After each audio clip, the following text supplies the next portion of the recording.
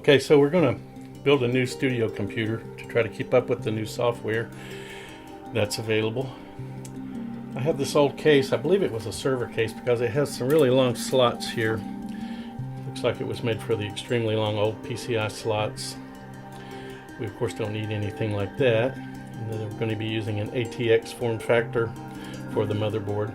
I'm going to do a couple of things to the case to mod it here to bring it up to the standards that I need for storing the new drives. The hard drive for the system is going to be solid state, and I'm going to have a solid state drive for streaming my samples.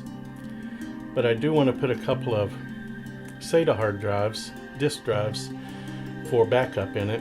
And the front of this computer, this 120 millimeter fan, I'm going to replace this with a quieter fan. And it had storage for a drive bay here, directly behind the fan. And then this solid plate blocked this front of the PCO, the old long PCI slots. So it seemed to me that that would constrict the airflow coming through. So I'm going to abandon this. And in the front, I'll have one full-size DVD burner mounted. So there's two more slots available here. I want to be able to put the hard drives in there, and I'm going to use these old IDE drive removable cases that I found laying in the closet. You can see these come out like so. So if I mount these in this front bay and then put my SATA drives, my SATA hard drives in there, mounted in this tray somehow, it should work fine for mounting the two disk drives, and it'll leave this area of the case open for better airflow coming through. So the first thing I'm going to have to do is modify these old IDE removable trays to accommodate a fixed mount SATA drive. Okay, my plan to modify these is to first get rid of the IDE connectors. Take out some screws, see if that works. It's interesting getting onto this screw.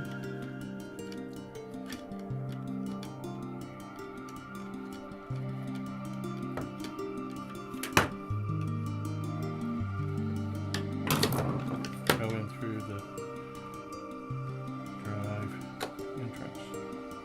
That's where the tray would normally slide in, and still will. It just will not have an IDE drive in it anymore.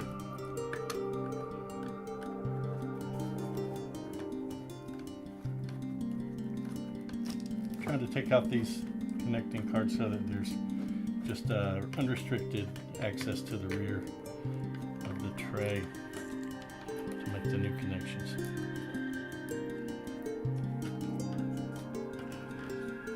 See how this works.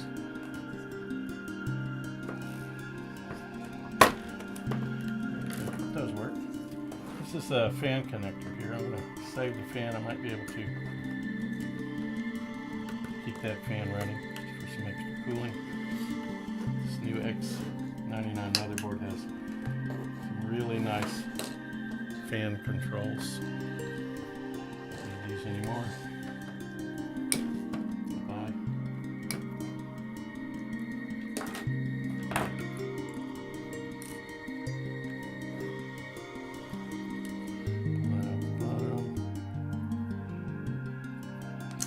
See any need for that.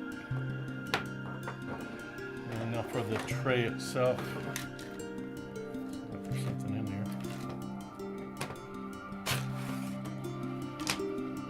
Keys. These use keys to lock the drive in. Probably come in handy for securing the new tray, since the connector at the back won't be in there anymore to lock in. Taking this off, then this should help secure it.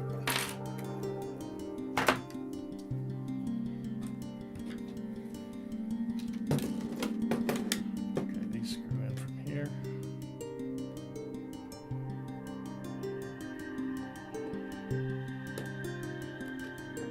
trying to get the case modded so that when my new parts come, I'll be ready to start assembling the new computer. Okay. Rid of that.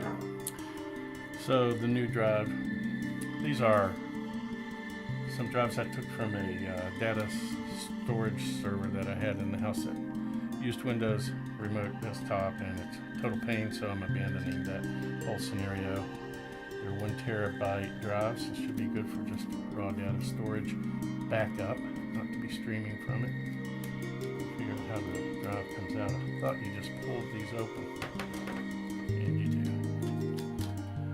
This is the tray system that was in the HP Data Vault.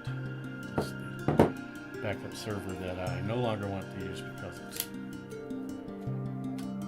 just a pain to deal with. Our new connector will have to go here, so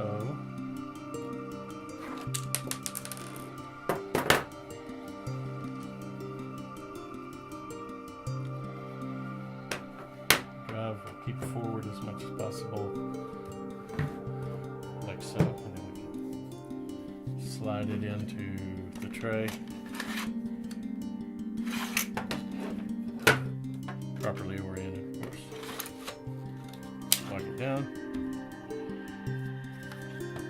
I'm a little concerned that these connectors are going to be difficult to get to, so I think what I'll do is modify the tray. Just cut a hole in the bottom of this.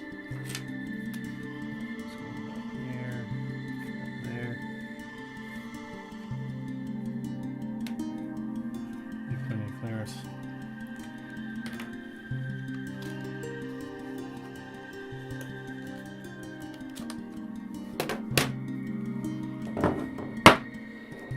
I'm going to make a hole.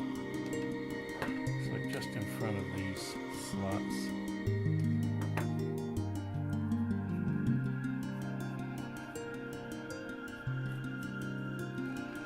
Over to about the start of this slot. So